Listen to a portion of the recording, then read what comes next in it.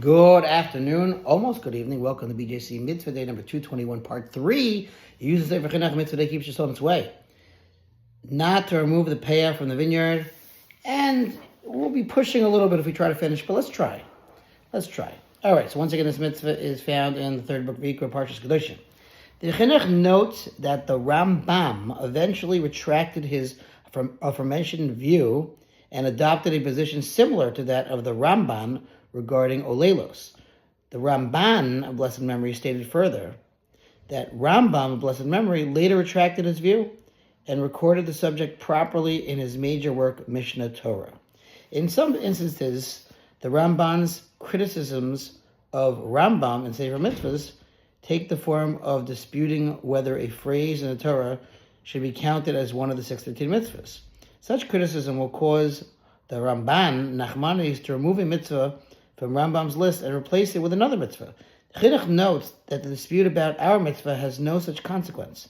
This dispute between Rambam and Ramban does not result in any addition to or subtraction from the count of the mitzvah prohibitions. For the entire dispute is simply that the Rambam of blessed memory interprets the phrase, "You shall not pick the Oleilos of your vineyard," as referring to paya of vineyards, whereas the Ramban of blessed memory interprets it as referring literally to Oleilos, undeveloped clusters. And he derives the requirement to pay in the vineyard from the Torah's usage of the terminology behind you, which, as we have written above, is part of a gezerah shava formed by the words behind you, through which we derive the law of grapevines from that of olive trees. Both of them agree, however, that the verse, "You shall not pick the Oleilos of your vineyard," is a distinct mitzvah prohibition and counts as one of the 613 mitzvahs. Tell you what, actually, a little more. There's just people coming to Mincha. I can hear them. I don't want them to disturb you guys. Having concluded his discussion of the dispute between the Rambam and the Ramban regarding the essence of this mitzvah, the Chinuch mentions a detail about the relationship of the mitzvah prohibition of Oleilos, this mitzvah, to its mitzvah obligation, which was mitzvah 220. This prohibition, like the mitzvah prohibition of Peyah, and like it, can also be remedied through the fulfillment of a mitzvah obligation.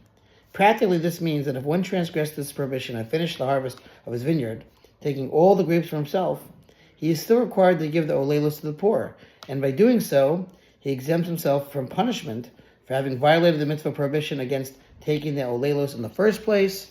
Friends, we'll stop here. We'll finish the mitzvah God willing tomorrow. Thanks for listening to Sponsor Mitzvah 36, 100 of the gold. Have a wonderful day.